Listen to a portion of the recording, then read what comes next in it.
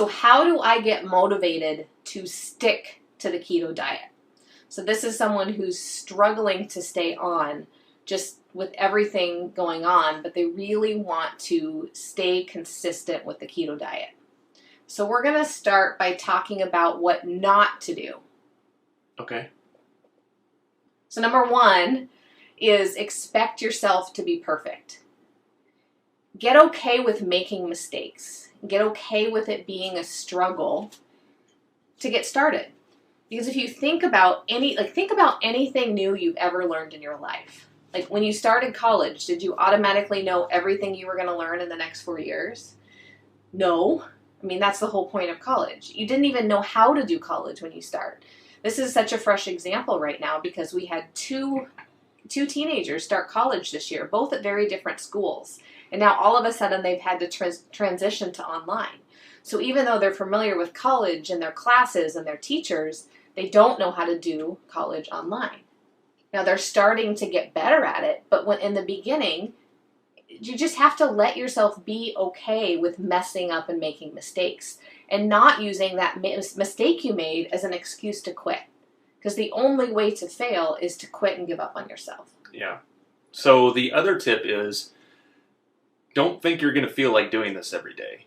You're going to get on this path, and a lot of people expect to have that the motivation is going to be there, that the motivation they had to get them started is going to carry them through all the way to the end. I like to think about it like decision fatigue, right?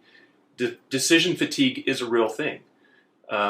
Every day we have to make decisions, and by the end of the day, we're more apt to give into our instincts rather than to make a good decision. Because we really just all run on a program, right? Right. About 90% of the thoughts we think each day are the same ones that we thought yesterday. Same thing with our actions and our behaviors. So when we get tired, when we get fatigued, we go back to just our automated program. So it takes some time to reprogram yourself.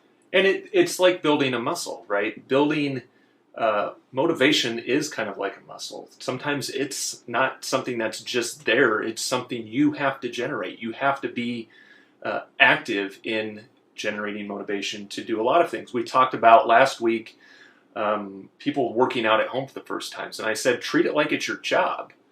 You know, it's not always fun, but sometimes you just have to be the person that shows up, beating yourself over the back to do the thing that you know that you need to do. And sticking to a diet like this at the outset can be very much like that. So, yes. But those of you who've been on keto a while, like drop your testimonials in the comments and share with people, why do you love keto? What made you fall in love with keto? Because reading comments like these, being in a group of people who can support and uplift you is one of the keys to sticking to the keto diet and getting those results you want over the long term. So another thing is to not look at keto as another Band-Aid. So if you're anything like me, for years and years and years, you've been going on diets and then off diets because you go on the diet, you get the results you want, and then you go back to how things were. So I realized I was treating diets like a Band-Aid for a bigger problem that my body had, that my health had. And that's why I was making small progress, but never permanent progress.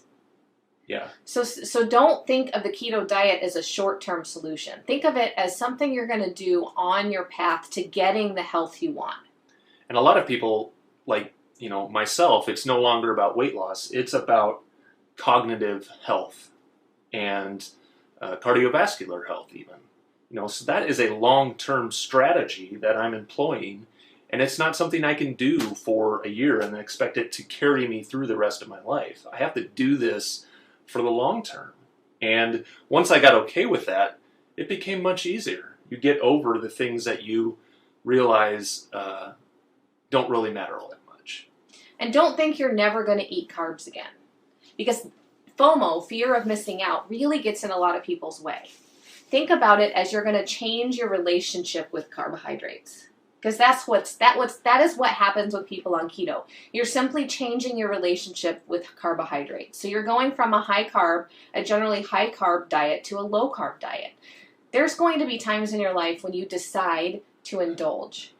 Keto is like the person that you marry, and carbohydrates kind of become your old buddies from high school or your old buddies from college, right? That you see every now and then, you have a really good time, but you don't want to hang out with them all the time because you get in trouble. I love that analogy.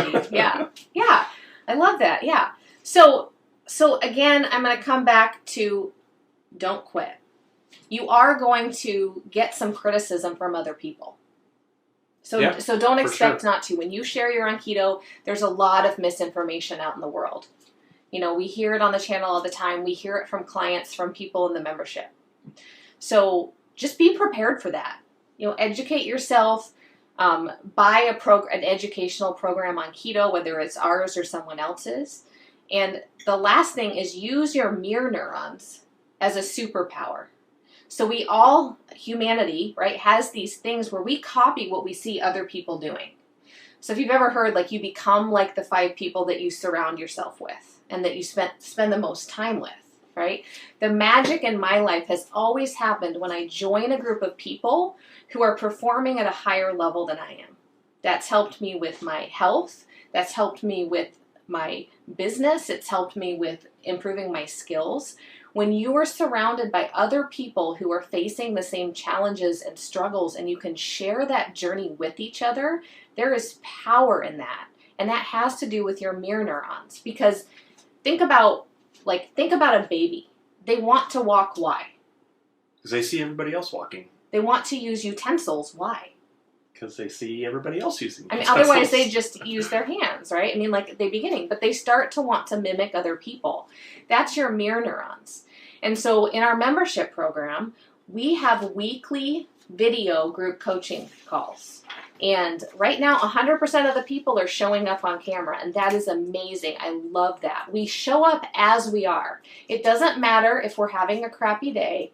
It doesn't matter if we're struggling or we cheated on keto or anything else. We show up for ourselves, and we show up for the other people in the group.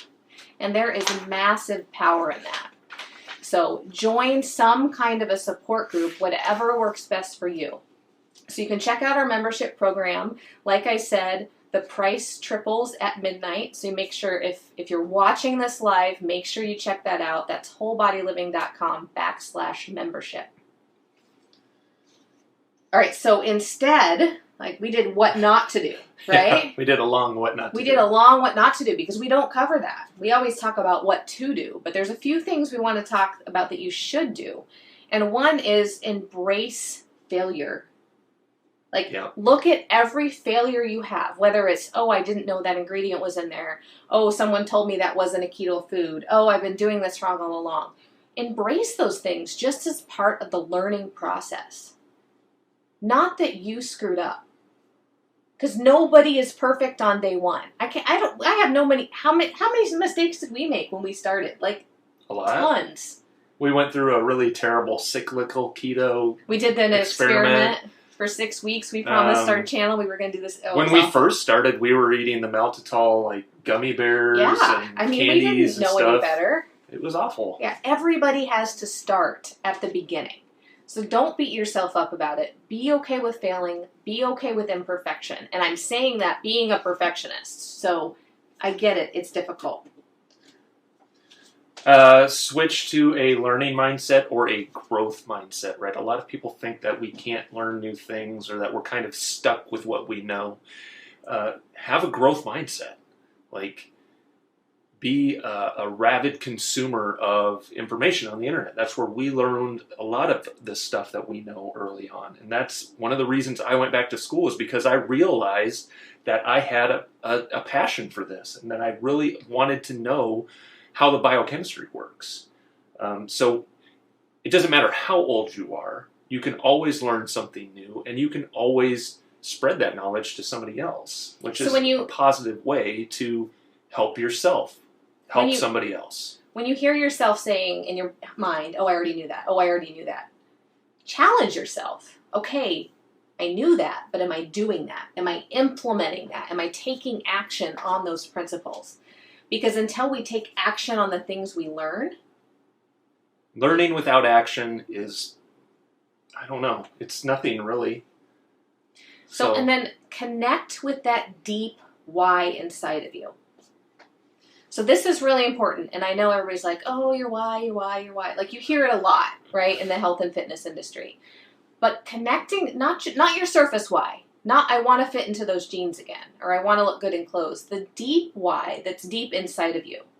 Like, what is your aspiration for life? How do you want to show up in the world? Who are the people in your life you want to serve? You know, how do you want to make the world a better place? Like, if you can really grasp on to those strong whys and emotions behind those whys, that changes everything. And it's deeper than, like you said, it's deeper than I want to be more healthy so that I can live a long time with my grandchildren. It's deeper than that.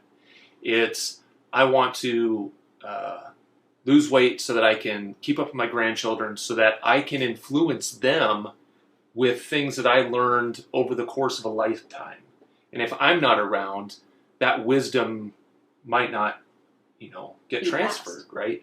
And so it's more than just keeping up with somebody or losing the weight. It's what long-term impacts do you want to have on the world? And finally, coming back to surrounding yourself with a supportive tribe, getting the support you need in order to take action and have the accountability to yourself. Because for my whole life, until the past few years, I would make all kinds of promises to myself and break them. Things as simple as, I'm going to work out first thing tomorrow morning. That's the easiest one to break. Especially on a Monday morning, right? And learning, how do you motivate yourself? How do you show up for yourself? How do you change that self-talk and the language in your mind? So those are our tips for how do you get motivated to stick to keto, and they really are transcendent into pretty much any new skill or any challenge you're facing. So I hope that was helpful.